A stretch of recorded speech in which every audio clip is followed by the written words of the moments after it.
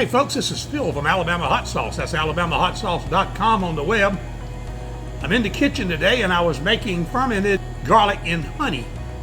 I do that quite often. I lay some down about at least every 2 weeks. But I ended up with a little extra garlic. And I don't have any more of my pressure type containers that I use for the garlic fermenting, so I figured I would make a little video and show you how to lacto ferment garlic in a saline solution. And what we're going to do today, I'm going to use half-gallon jars because it happens to be what I have. I don't have any fermenting tops for them, but I'm going to put solid tops because I don't keep these here at the commercial kitchen.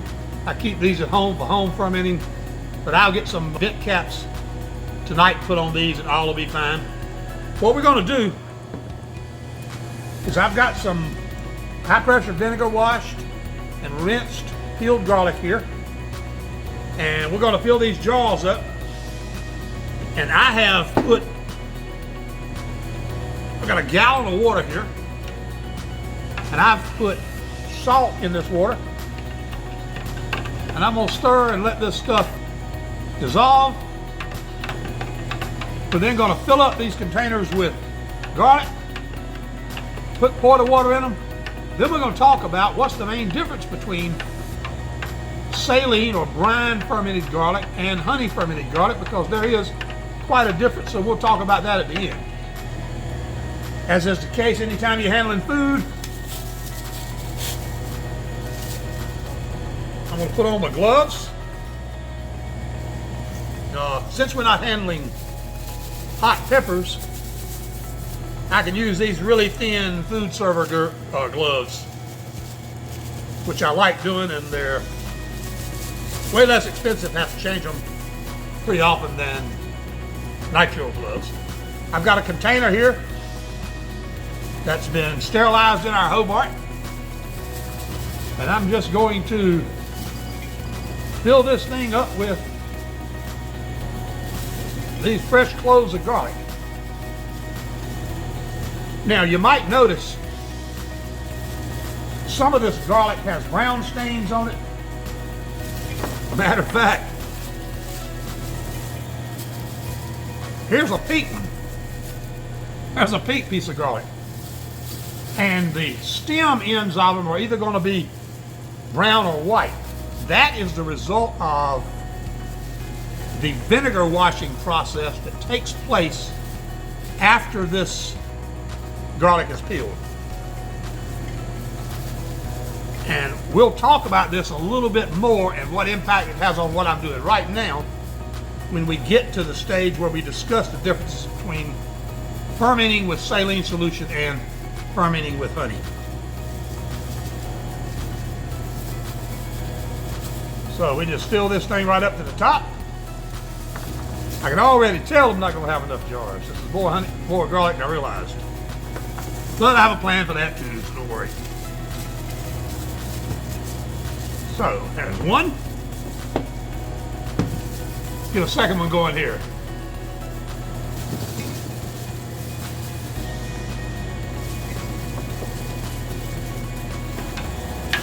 So I'm going to come over here and take my picture of saline solution, and we're going to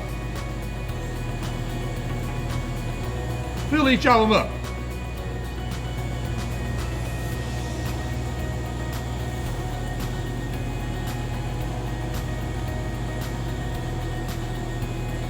Garlic in a jar with clear fluid is beautiful. Of course, garlic in a jar with honey is beautiful.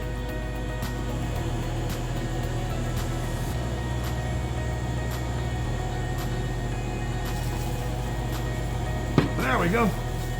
Now I'm going to get one more jar out. I think I might have enough for a quart jar here. It too has been sterilized like everything up here. I don't have any fermenting caps with me, so I'm going to temporarily screw these ball plastic caps on. And tomorrow when I come to the kitchen, these things will be begging to be burnt. Those plastic caps will be tight as a tick, and I'll replace them with regular fermenting tops. Okay.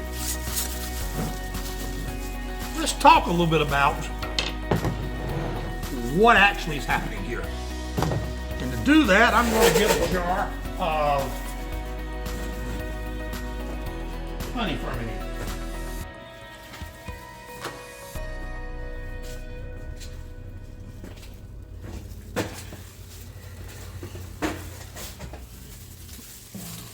Right here, we have a jar of garlic fermenting in honey. And of course here, we have a jar of garlic fermenting in saline solution that's beginning its path down the road to where this one is, which is about probably 6 weeks fermented. And just, I'll remind you at the end, the fermentation's been stopped on this, and I'll explain how that happened, okay? Fermentation can take place one of two ways, actually several ways, more than two. The two we deal with as professional hot sauce makers or typical food fermenters, we deal with yeast fermentation and we deal with Lactobacillus fermentation. Yeast fermentation is most frequently associated with the making of alcohol or alcoholic beverages. Lacto fermentation is most typically associated with pickling or conserving food and vegetable items, okay? Honey is loaded with natural yeast.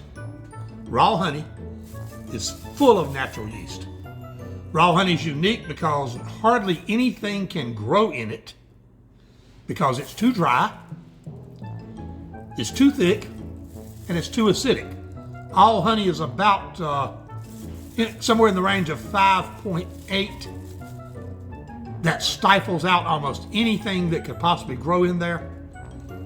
And so what happens when we put food in the honey is the food, the garlic, releases moisture because the honey and the garlic try to equalize their moisture content, and they eventually will equalize their moisture content.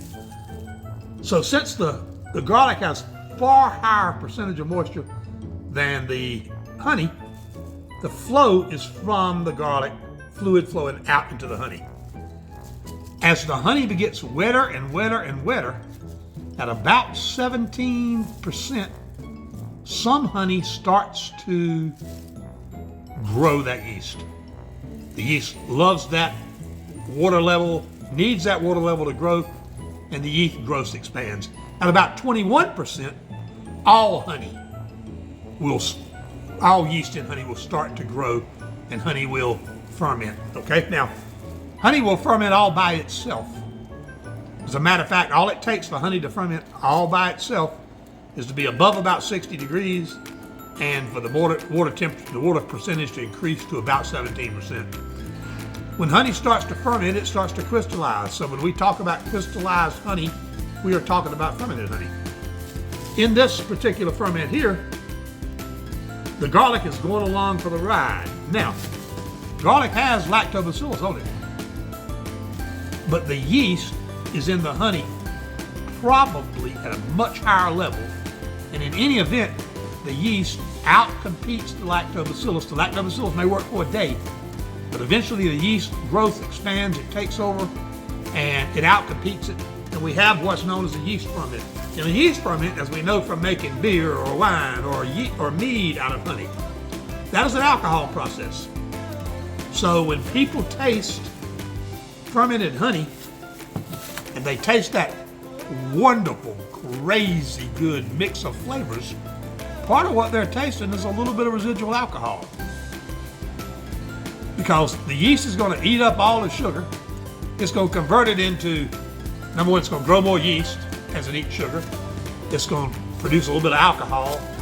It's going to produce some lactic acid, because yeast will also produce that. And it's going to produce some other enzymes and nutrients, okay? So that's what happens typically in a honey ferment. A honey ferment is a yeast ferment. The fermenting capability comes not from the vegetable, but from the honey itself, okay? In this ferment, this has no yeast. unless there's some small amount of residual yeast that got on the garlic somehow. I don't know how that would be, but it's possible. But in any event, this garlic's covered in lactobacillus. And we're putting it in a condition, water, where the lactobacillus really loves it. So the lactobacillus is going to do what we're all familiar with. It's going to start digesting the sugars in this garlic. It's going to start creating lactic acid, which is going to lower the pH. And so this is going to be a ferment much like we'd expect to see with peppers or with kimchi or with cabbage or anything else. The difference between the two, remember, is that this one's not going to produce any alcohol. This one will produce a bit of alcohol. I mentioned to you earlier that this is a commercial package that I sell. Unlike lacto fermentations, which will eventually use up all of the lactobacillus and there'll be nothing else left to do the sugar conversion, that doesn't happen with honey. With honey, yeast reproduces during the process of extracting water. And yeast continues to reproduce. So in theory, honey will ferment for a long, long, long time before finally all of the sugar's gone. By that time, the garlic has become almost a smashable paste. Some people like it that way, but I don't want to sell a product whose character is constantly migrating during the customer's possession. I want to define a taste I'm trying to achieve, define a recipe I'm trying to achieve, which I've done. I want to be able to describe that taste to my customers. I want my customers to experience that taste from the first clove to the last clove. So, to accomplish that, I have to stop the fermenting of this honey. By the way, before I sell lactic acid fermented garlic, I stop the fermenting of it. We do it by pasteurizing lactic acid garlic to a temperature of about 195 degrees. We do it in honey by raising the temperature to anywhere between 126 and 150 degrees. I use 150 degrees. Much above that, and we start to damage the character of the honey. And the way I stop this, in my large fermenting pails, I wrap them in a brewer's blanket. You can buy brewer's blankets that are designed to go around pails. They heat the pail to 145 to 148 degrees, and you hold it there. So when I've achieved the taste, it's usually done on time for my recipe, but when I've achieved the proper fermenting time for honey garlic ferments, I wrap the bucket in a blanket, I turn it on, I let it run for a couple of days. It heats the honey up to a temperature that doesn't destroy the character of the honey. By the way, the honey's changed anyway. It now has a very high degree of moisture content, so it's not the old honey that comes out of the hive anymore. But what it does, when I heat it up, I let it sit there for a couple of days. It heats that honey through and through, and that garlic through and through to 150 degrees.